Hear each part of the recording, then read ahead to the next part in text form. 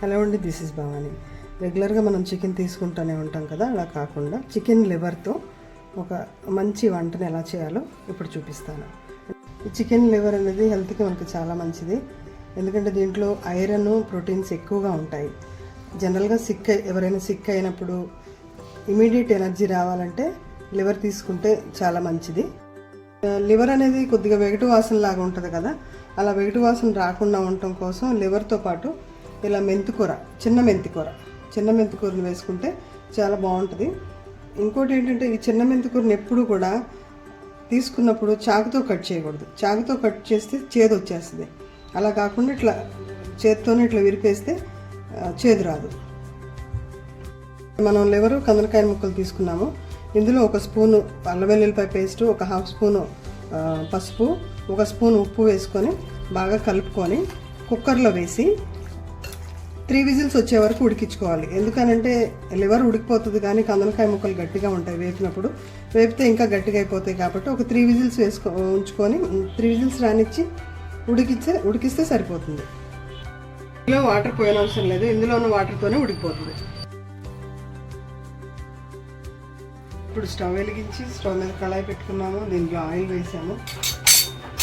ఇందులో సన్నగా తరిగి పెట్టుకున్న ఉల్లిపాయ, పచ్చిమిరపకాయ ముక్కలు వేసుకోవాలి.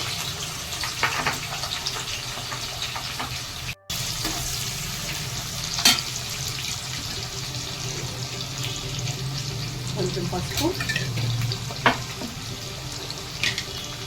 మీ రుచికి సరిపడా సాల్ట్ మీరు వేసుకోండి. ఆల్రెడీ ఇందాక మనం దీంట్లో కొంచెం సాల్ట్ వేసాము కదా, 1 స్పూను.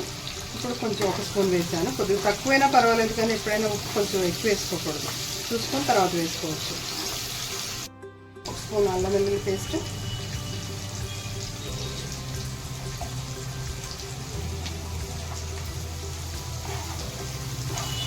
ఈ అల్లం వెల్లుల్లి పేస్ట్ కూడా చక్కగా ఇందులో వేగిపోయే వరకు ఒక 2 మినిట్స్ ఇందులో వేయించుకోవాలి.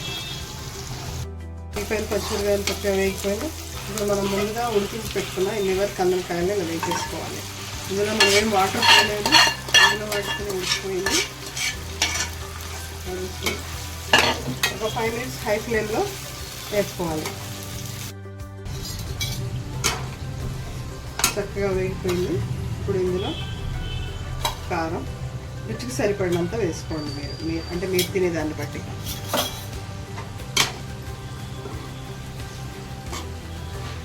మనం ఏం వాటర్ పోయలేదు. చికెన్ లివర్లో ఉన్న ఆయిలే ఇట్లా వచ్చింది.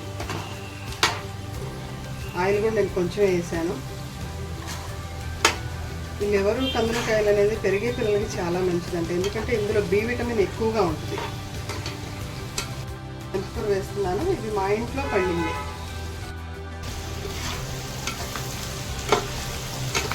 చాలా మంచి స్మెల్ వచ్చేస్తుంది. ఒక 5 మినిట్స్ ఇలా వేసుకుంటే చక్కగా మెంతికూర కూడా ఇందులో వేగిపోతుంది. అలాగా తరిగి పెట్టుకుని కొత్తిమీర ఇలా వేసుకొని ఒక 2 నిమిషాలు స్టవ్ మీద ఉంచితే మనకి లివర్ మేతి ఫ్రై రెడీ అయిపోతుంది.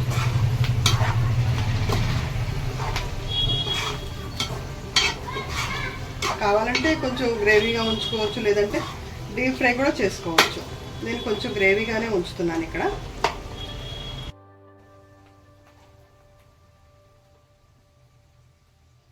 మన liver methi fry curry ready అయిపోయింది.